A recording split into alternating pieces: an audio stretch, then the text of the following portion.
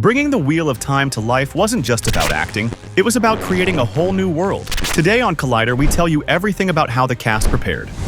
When Rosamund Pike first signed on to play Moiraine Damodred back in March 2019, she had no idea just how deep the rabbit hole would go. Fast forward 5 years, and it's safe to say she's become completely immersed in the Wheel of Time universe. This wasn't just another acting gig for her, it became a full-on lifestyle. For starters, Pike dove headfirst into Robert Jordan's books, absorbing the lore by listening to the audiobooks, 4 of them so far, spending hundreds of hours getting familiar with the intricate world of the Wheel. And she didn't just passively listen, she actively prepped them, giving voices to different characters in the recordings, trying to align them with the actors in the show. That level of commitment says a lot. But her prep wasn't just about understanding the story. Moiraine is a layered, deeply composed character, an Aes Sedai with power, poise, and secrets.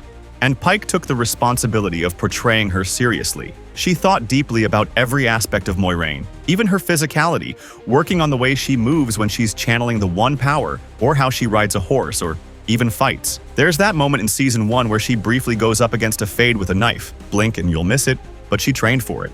Beyond just the character, Pike got hands-on in shaping the show too. She talked about brainstorming casting ideas and helping the team stay bold in their choices. She wanted the series to feel alive and diverse, and to honor the richness of the source material while still surprising viewers. For her, this wasn't just a job. It was a collaborative world-building project, and she was in it for the long haul. One of the biggest challenges Pike mentioned was the need to make this fantasy world feel real. In Season 1, there's a line about the Dark One moving the Trollocs through the waves. Out of context, it sounds like total nonsense. But for it to hit viewers, Pike had to find something relatable, a real-world equivalent. In her mind, it needed to feel like a global threat, something like the tension around nuclear warfare. The stakes have got to feel like North Korea is making moves, she said. That mindset helps her deliver lines with urgency and authenticity, even when the words themselves are fantastical.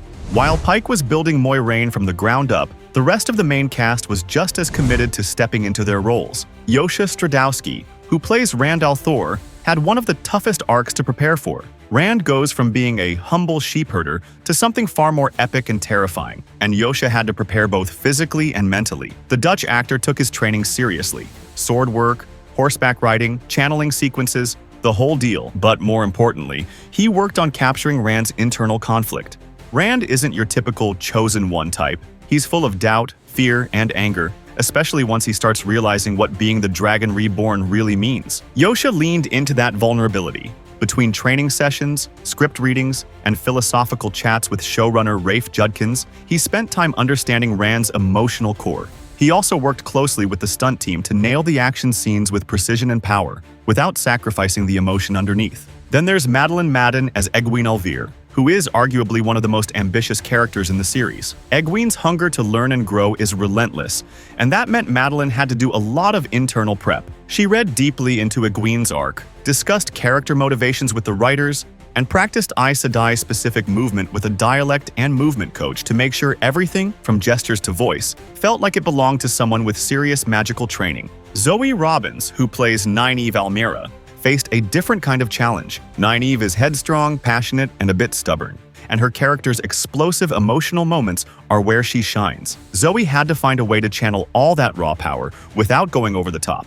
She trained in combat, learned healing hand gestures specific to the show's magic system, and built chemistry with the other 2 Rivers actors to reflect Nynaeve's fierce loyalty. She even worked on creating the Nynaeve Braid Yank, a signature move fans would expect, adding a subtle layer of homage to the books. Marcus Rutherford, who plays Perrin Hayvara, brought quiet intensity to his role. Perrin is the strong, silent type, but he also carries deep trauma, and Marcus took that seriously. He researched PTSD and grief, especially in the context of Perrin's backstory, and worked with coaches to keep his performance grounded. He also trained physically to show Perrin's blacksmith background. His weapon of choice, the Warhammer, isn't exactly beginner-friendly. His wolf brother journey, no spoilers, required even more research into animalistic behavior and non-verbal expression. And then there's Mat Cauthon, a character that went through a major casting shift. In Season 1, he was played by Barney Harris, who brought a roguish charm and mischief to the role. Harris's Mat was lovable but troubled,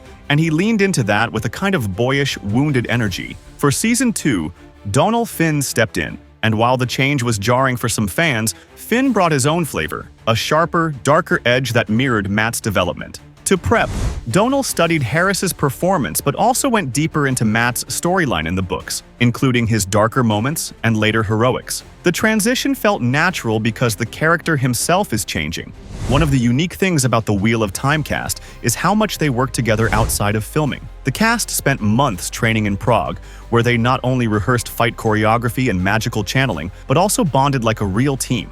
That chemistry shows up on screen, especially in scenes where the group of young heroes faces danger together or struggles to stay united. The channeling, in particular, required a lot of work. The one power in the show isn't just fireballs and lightning, it's an art form. The cast worked with movement coaches to develop unique gestures that matched each character's style of channeling. Moiraine's is calm and fluid, Egwene is eager and experimental. Nynaeve's is raw and almost uncontrolled. It's like martial arts meets interpretive dance, but magical. Madeline Madden described channeling the one power as, "It's almost like dancing." We collaborated with choreographers to craft a unique magical language through movement, making each gesture as powerful and expressive as the magic itself. Another key element was language and accent work. Since the world of the Wheel of Time is massive, each region and people needed distinct sounds. The cast worked with dialect coaches to ensure consistency. For example, the Two Rivers folk all share a specific accent to make them feel like they come from the same place. Moiraine, being Cairhienin nobility, speaks with a refined elegance that sets her apart. The showrunners also encouraged the actors to dig into their characters' cultures and backstories. That meant not just memorizing lines, but understanding what it meant to grow up in the Two Rivers, or train as an Aes Sedai, or live as a warder. For Daniel Henney, who plays Lan Mandragoran, that meant embracing both the stoic exterior and the emotional depth of a lost king turned guardian. Henney trained extensively in sword fighting. Lan's weapon work is seriously top tier, and also studied his character's cultural background. Malkyr, a fallen kingdom with rich traditions and burdens. His chemistry with Pike's Moiraine also required trust and emotional nuance, which the two actors developed over years of working closely. And let's not forget the antagonists. Ferris, who plays Ishamael, had to tap into ancient evil with a calm, almost seductive demeanor. His preparation was philosophical. What does it mean to be outside of time? To fight for destruction not out of cruelty, but because you believe it's freedom? It's not your typical villain performance, and Ferris gave it gravitas. Ultimately, what makes the Wheel of Time so compelling isn't just the magic or the monsters, it's the characters and the actors who bring them to life. They've studied, trained, collaborated, and committed themselves to this world in a way that fans can feel with every episode. As the series continues to evolve, so too does the cast's connection to their roles. Whether it's Rosamund Pike recording audiobooks in character, or Zoe Robbins practicing how to channel with fire in her eyes, or Marcus Rutherford working on his silent strength. The magic behind the camera is just as powerful as the magic we see on screen. Thanks to the hard work and dedication of the cast, the Wheel of Time has come alive in ways fans could only dream of. Thanks for watching Collider. See you next time.